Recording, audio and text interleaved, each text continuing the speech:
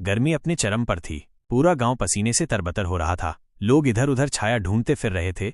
वहीं दूसरी तरफ एक पेड़ की छांव में शेख चिल्ली आराम से बैठा था, हाथ में ठंडी नींबू सोडा की बोतल और चेहरे पर मस्ती की मुस्कान। तभी किसी ने पूछा, शेख चिल्ली, इतनी गर्मी में तू इतना मस्त कैसे है? शेख चिल्ली बोला, जब दिमाग ठंडा हो और नींबू सोडा ठंडा हो तो गर्मी भी सलाम ठोकती है। इतना सुनते ही एक हल्की सी हवा चली। शेख चिल्ली बोला, देखो मेरी नींबू सोडा का असर आसमान तक है, अब तो सूरज भी शर्मा गया। यह सुनकर सभी लोग हंसी से लोटपोट हो गए और बोले, अगले साल गर्मी में तो शेख चिल्ली से ही टिप्स लेंगे। चिल्ली बना हकीम। एक दिन शेख चिल्ली के दिमाग में आया कि अगर वो हकीम बन जाए तो खूब पैसे कमा सकता है। उसने तुरंत अपने घर के बाहर एक बोर्ड टांग दिया, हकीम शेख चिल्ली, फीस 500 रुपए, अगर इलाज न हो तो 1000 रुपए वापसी। ये देखकर एक चतुर आदमी उसके पास आया और बोला, मुझे किसी चीज का स्वाद नहीं आता। शेख चिल्ली ने झट से कहा, अंदर जाओ, डिब्बा नंबर 9 से दवा लेकर खा लो। आदमी ने जैसे ही दवा खाई वो कड़वाहट से चिल्ला उठा, ये क्या, इतनी कड़वी? शेख चिल्ली मुस्कुराते हुए बोला, देखो स्वाद आ गया ना, इलाज हो गया, अब 500 रुपए दो। अगले दिन वही आदमी फिर आया और बोला, अब मुझे कुछ याद नहीं रहता। शेख चिल्ली बोला, अरे फिर से डिब्बा नंबर 9 से वही दवा लो। आदमी झट से बोला, अरे वही कड़वी दवा ना? शेख चिल्ली हंसते हुए बोला, याद आ गया ना, लो 500 रुपए और दे दो। अब वो आदमी गुस्से में तीसरी बार आया और बोला, अब की बार मैं अंधा हो गया हूं। शेख चिल्ली बोला, अब की 1000 रुपए तैयार रखो, इलाज हुआ तो ठीक, नहीं हुआ तो वापसी। फिर उसने डिब्बा नंबर 9 की बजाय उसे डिब्बा नंबर 3 पकड़ा दिया, जो खाली था। आदमी ने डब्बा हाथ में लेकर कहा, ये तो खाली है। शेख चिल्ली तुरंत बोला, वाह, आंखों की रोशनी आ गई, अब 500 रुपए निकालो। एक मजेदार कहानी। एक दिन शेख चिल्ली ने सोचा कि अगर उसके पास एक गधा होता तो वो उस पर सामान लादकर शहर जाता और अमीर बन जाता। उसने किसी तरह एक गधा उधार लिया और बाजार निकल पड़ा। रास्ते में धूप तेज थी तो शेख चिल्ली ने अपने लिए नहीं बल्कि गधे के लिए उसकी पीठ पर छाता रख दिया।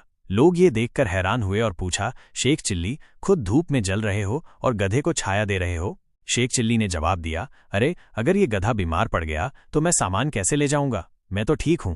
लोग हंस पड़े, पर शेख चिल्ली गंभीर था। थोड़ी दूर चलकर वो खुद भी गधे पर बैठ गया। गधा लड़खड़ाया और जमीन पर बैठ गया। शेख चिल्ली बोला, लगता है इस गधे को भी एक और गधा चाहिए। सीख। शेख चिल्ली की सोच भले ही थोड़ी अजीब थी, पर उसकी सादगी और मासूमियत वाकई दिल जीत लेती है। एक दिन शेख चिल्ली बाजार से सरसों का तेल लेकर घर जा रहे थे। रास्ते में वो ख्वाबों में खो गए, इस तेल को बेचकर मुर्गी खरीदूंगा, मुर्गियां अंडे देंगी, अंडों से और मुर्गियां होंगी और मैं अमीर बन जाऊंगा। खुशी के मारे उन्होंने हवा में हाथ उछाला और मटका फूट गया। सारा तेल जमीन पर फैल गया। पास खड़े एक आदमी ने मजाक में कहा, शेख जी, आपने तो ख्वाबों में ही पूरी दुकानदारी कर डाली और तेल भी बहा दिया। शेख चिल्ली मुस्कुराए और बोले, कोई बात नहीं, अगली बार घी से शुरू करूंगा। सभी हंसी से लोटपोट हो गए। एक दिन शेख चिल्ली बीमार पड़ गया तो उसकी पत्नी ने उसे अपने चाचा एक हकीम के पास ले जाने का प्रस्ताव रखा। शेख चिल्ली ने मजाक में पूछा कि क्या वो उससे परेशान हो गई है, पर पत्नी ने समझाया कि हकीम बहुत अच्छा इलाज करते हैं।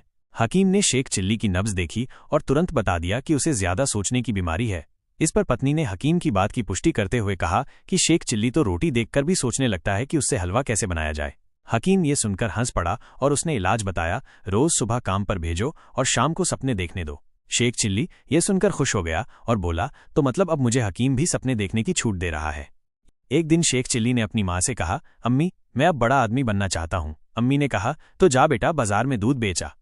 शेख चिल्ली दूध का घड़ा लेकर चल पड़ा। रास्ते में सोचने लगा, इस दूध को बेचूंगा, पैसे मिलेंगे, उससे अंडे लूंगा, अंडों से मुर्गियां निकलेंगी, मुर्गियां अंडे देंगी, फिर और मुर्गियां, फिर मैं बकरी खरीदूंगा, फिर भैंस, फिर शादी करूंगा। इतना सोचते सोचते वो खुशी से उछला और दूध का घड़ा गिर गया। सारा सपना वहीं खत्म। सीख।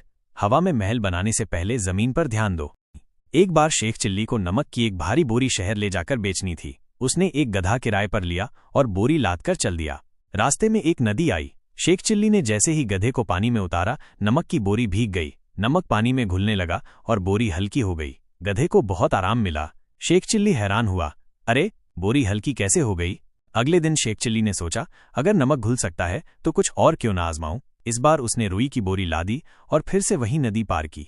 जैसे ही गधा पानी में गया, रुई भीगकर बहुत भारी हो गई। गधा धड़ाम से बैठ गया और शेख चिल्ली की आंखें फटी की फटी रह गईं।